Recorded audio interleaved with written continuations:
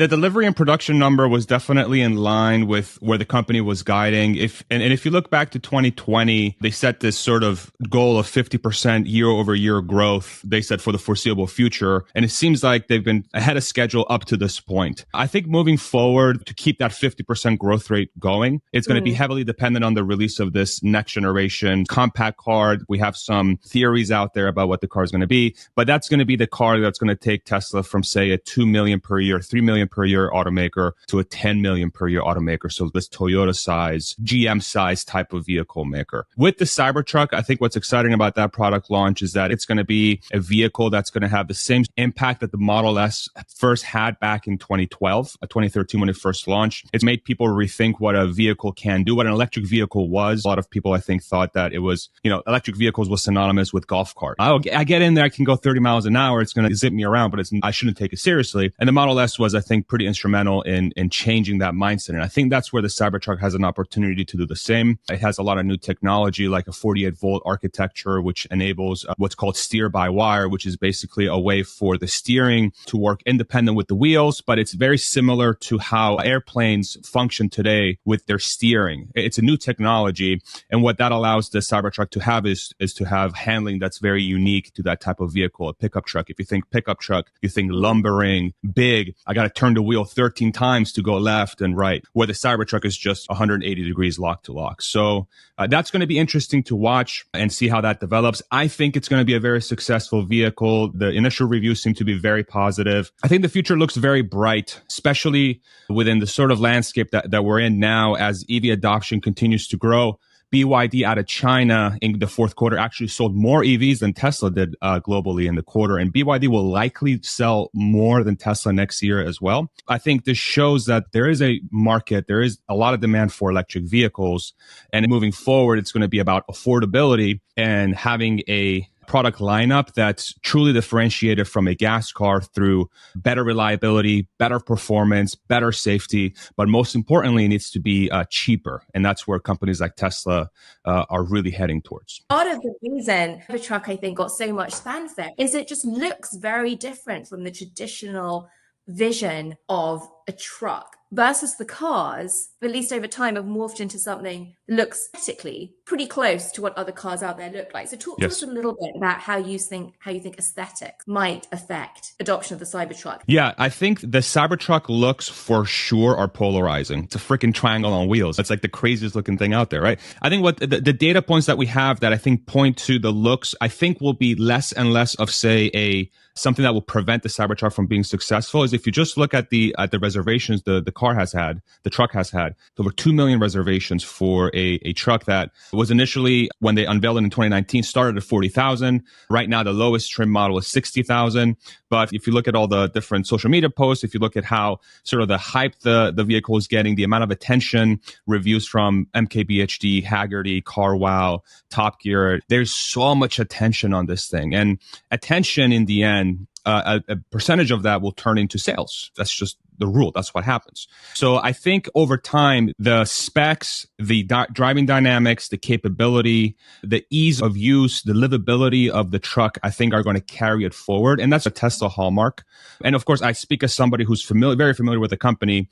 And I challenge everybody to go out there and try to see if you can find something that's opposite of what I'm saying and really take all those points together, right? So this is just one part of the story. But I think the Tesla story, why it has been so successful, is because in the end, the product speaks for itself. And if you look at how Tesla has sold their vehicles up to 2023, they've done so with little to no advertising, right? So they've reached almost 2 million units per year with little to no advertising. It's impossible to do that unless you have a product that speaks for itself, which also creates a lot of word of mouth type of advertising. And I think the Cybertruck's going to fall directly in line with that line of thinking. Let's talk about robotics. And Tesla releasing a teaser for its next generation AI-powered humanoid robot, which is called Optimus Gen 2.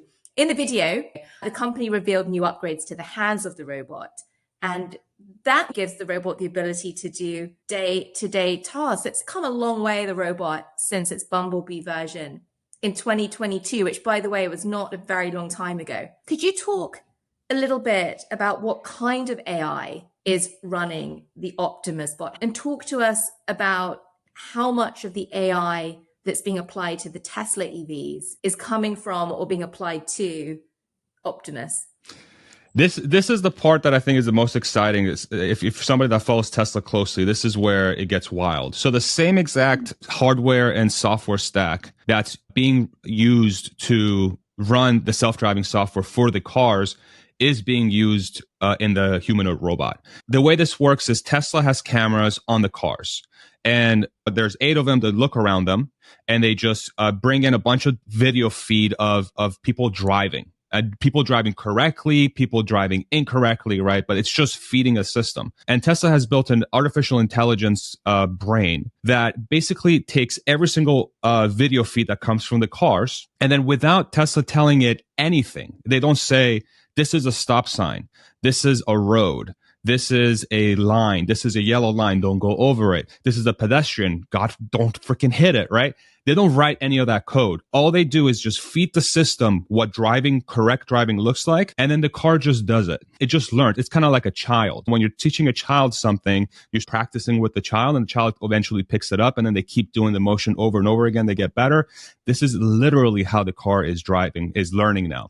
And so that same exact system, that foundation, they're using for the bot. So now the bot, instead of having cameras in a car, you essentially have cameras in a bot, or you have some sort of system that can observe humans doing a task, and then the bot just learns it. And it would be able to pick up a cup and pour coffee in it.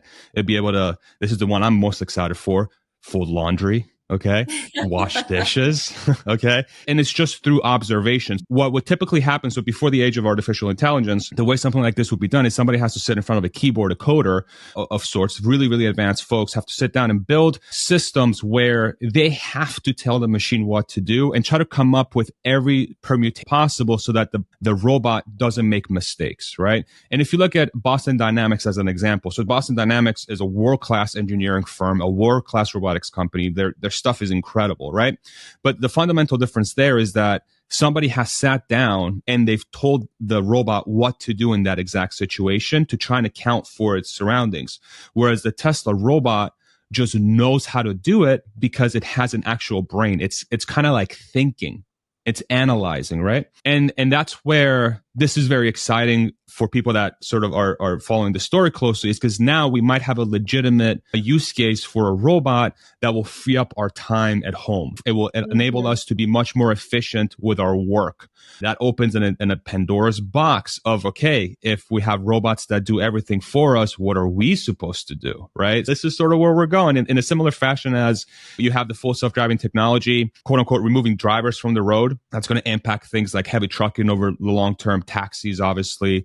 You're going to have a quote unquote crisis of work in a way when it comes to driving. But then you throw this human or robot into play, you might have a crisis of work, period. And then we're not even talking about on the software side. On the digital side, you have your LLMs and things like ChatGPT and whatever else they're coming up with that are disrupting that area as well. So you're seeing this disruption in the digital world with things like ChatGPT, and then Tesla is going to disrupt the physical world with the Optimus robot, most likely. We're seeing how far it's come. We're seeing the videos, but it's not out there for sale yet. Why not? When is the decision to go and commercialize this by selling Optimus to the general public?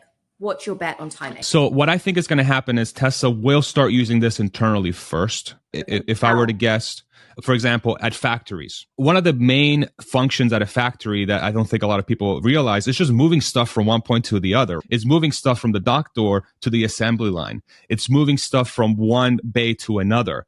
And this is traditionally done by human labor. It's done with forklifts, right? It's assisted, but there's a lot of just picking up stuff and putting stuff down. When I worked at Tesla, I was on the supply chain side. We were in distribution. How much of it is just move part from point A to point B? A human or robot would be insanely useful there, right? Picking, packing, putting away, receiving, stuff like that. Even those basic functions for a company like Tesla, they would get a ton of value from having a human or robot doing that. And then over time, they'll use it to ensure that the systems are functioning, that it's safe, that it's learning appropriately. And then as far as it being commercially available, this is where it gets weird, right? If you think about it from a business perspective, a human or robot its ability to make a company more efficient and to reduce costs is giant, especially when the material costs for this thing are probably going to be no less than $20,000, $30,000, truly. And the manufacturing process will add something on top of it. You do the math there over 5 years. What's cheaper, a $40,000, $50,000 human or robot, or paying somebody $50,000 per year and then health insurance? And it's easy math, right? So will that happen first? Will I be able to go on their website and buy one and teach it how to fold my laundry or whatever? And not to mention that if I teach it to do something, then it's going to be able to do that same exact thing for everybody because you just upload that thing to the brain. I don't freaking know. Okay. I'm actually going to answer your question. I think they're going to start selling these to the public probably in 2026. If I were to guess. And we're going to stop right there because that is a big, bold prediction. And we are going to keep tracking this. Former Tesla insider, Farzad Mesbahi, thank you so much for joining.